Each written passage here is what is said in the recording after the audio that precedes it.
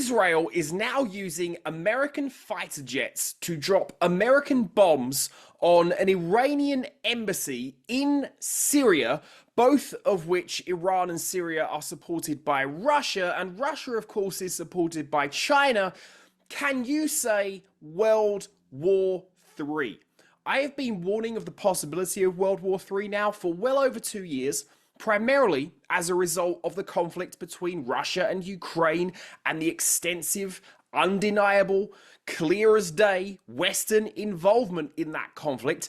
But now we have another potential flashpoint because Israel is being allowed to continue this military aggression throughout the region, which really does risk sparking at least a regional, if not global, conflict. This is really not a great time to be doing things like this.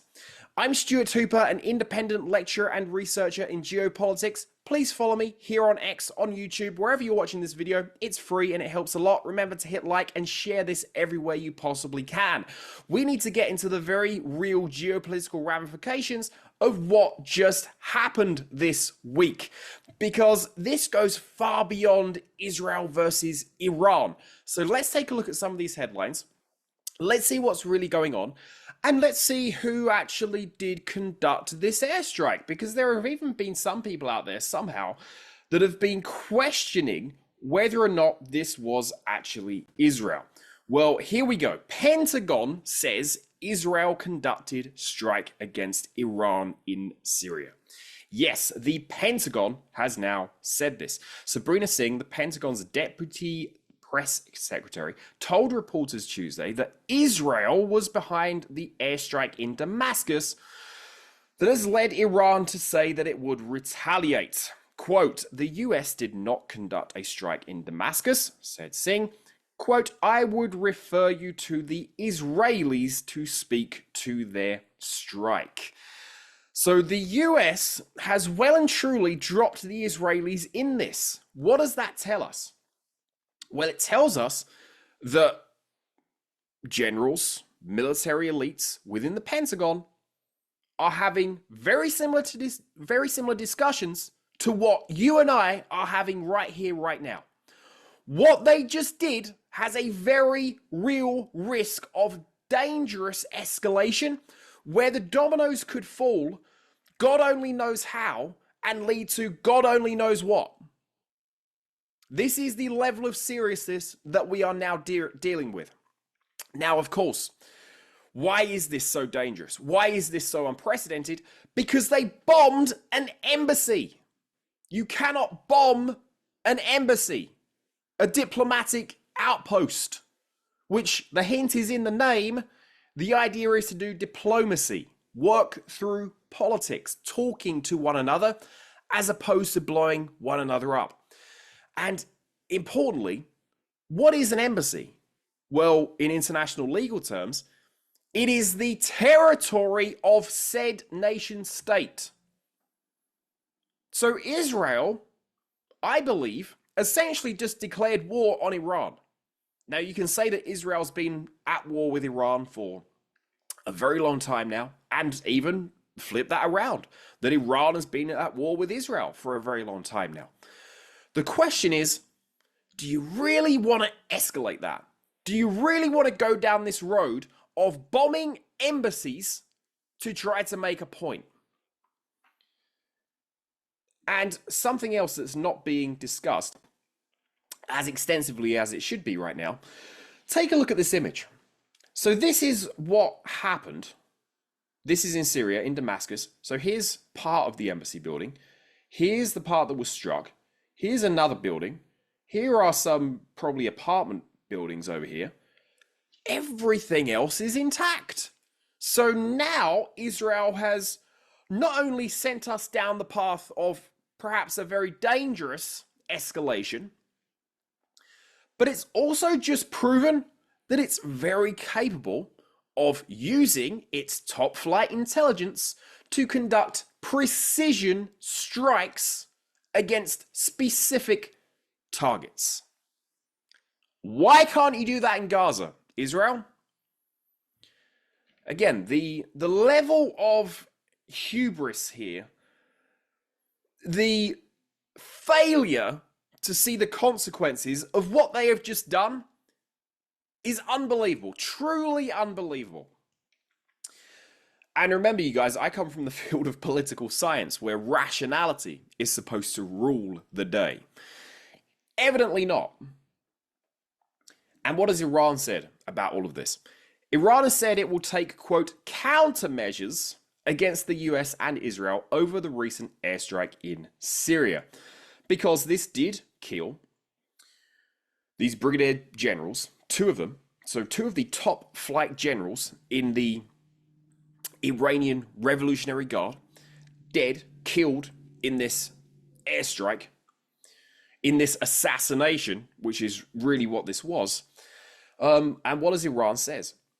They've said, quote, the Islamic Republic of Iran, while reserving its right to take countermeasures, decides on the type of reaction and punishment of the aggressor.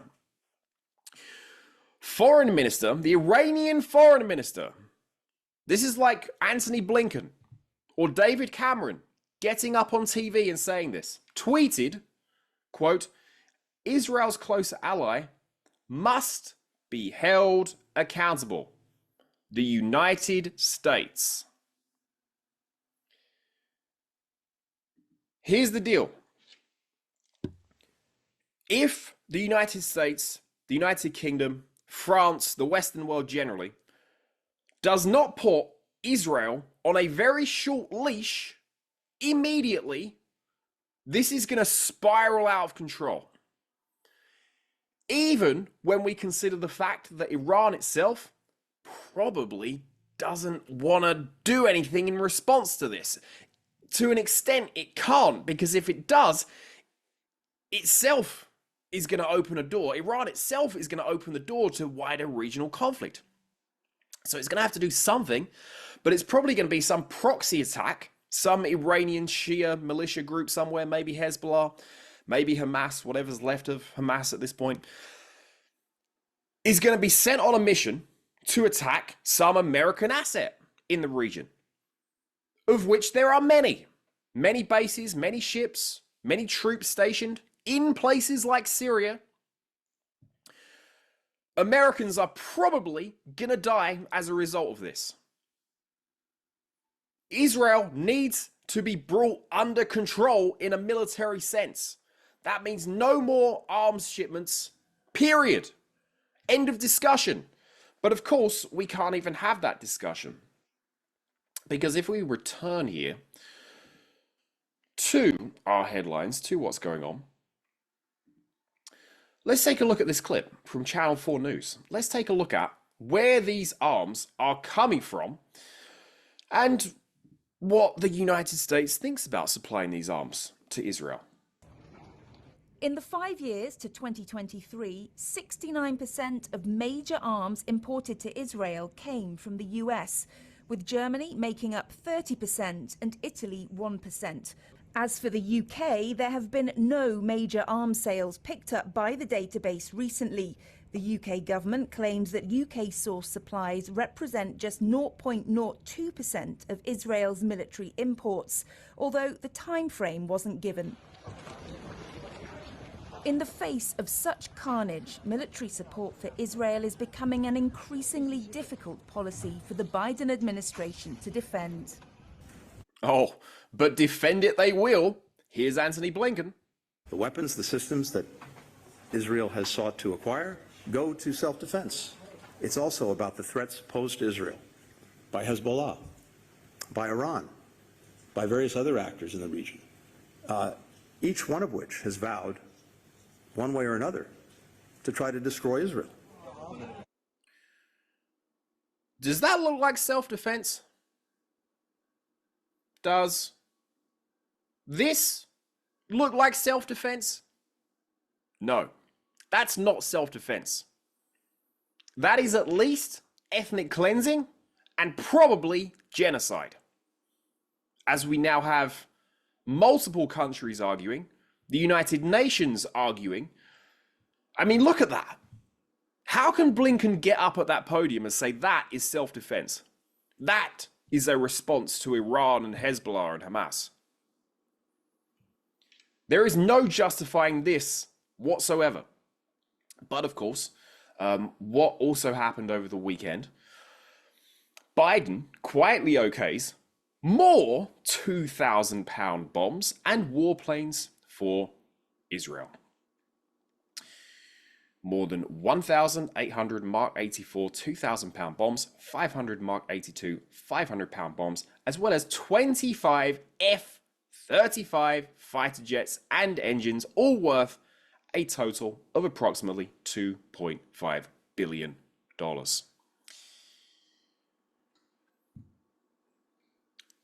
This is the world that we live in.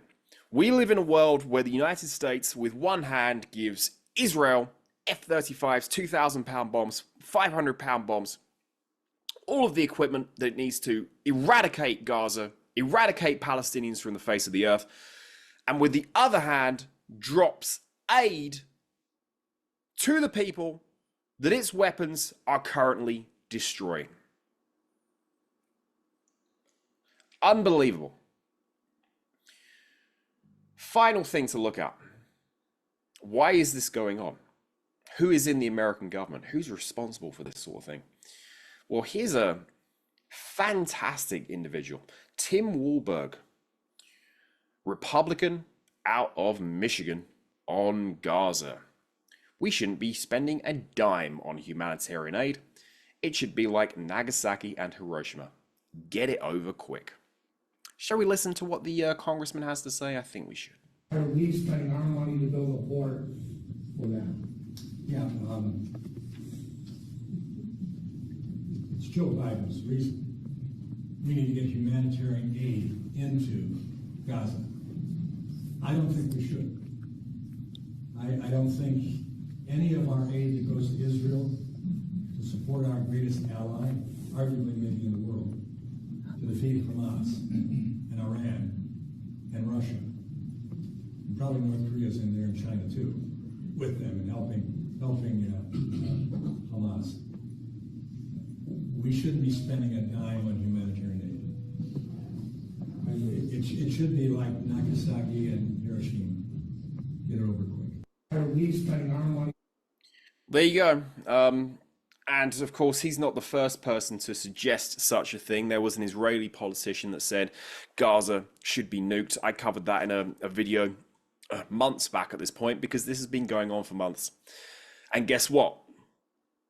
Pentagon, Parliament, this is only gonna continue as long as you give Israel the political cover to do this by trying to wrap it up as self-defense, and you keep shipping them more and more and more weapons to unleash more and more and more destruction, death, chaos, the end of anything that could even be described closely as civilization in Gaza. It's gone. It's been erased off the face of the earth. I think those images were clear enough. But of course, something else has just happened this past week as well, hasn't it? We've had these 7 aid workers that have been killed. We're going to discuss that in the next video tomorrow. So stay tuned for that one, because if you're looking for a silver lining to an extremely unfortunate, devastating situation, which is what's going on in Gaza and the death of these aid workers, this perhaps could be the catalyst that finally does allow the West to force Israel to stop this, which it could do like that. That's how quick this could be done. Politically and militarily, economically even, if need be. Look how quick the Western world was to sanction Russia for its invasion of Ukraine. Might be time to start thinking about that for Israel. Because if you don't,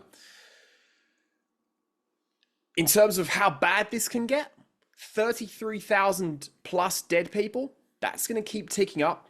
That's terrible. You know what's worse than that? A regional or global escalation that leads to hundreds of thousands or perhaps even millions of dead. That's what we're now talking about with this. World War III. Subscribe if you're new, follow if you're new, hit like on this video, share it everywhere you can. I'll be back with more, covering all of these developments and hoping that this insanity is finally going to come to an end. Thanks again for watching. I'll be back real soon.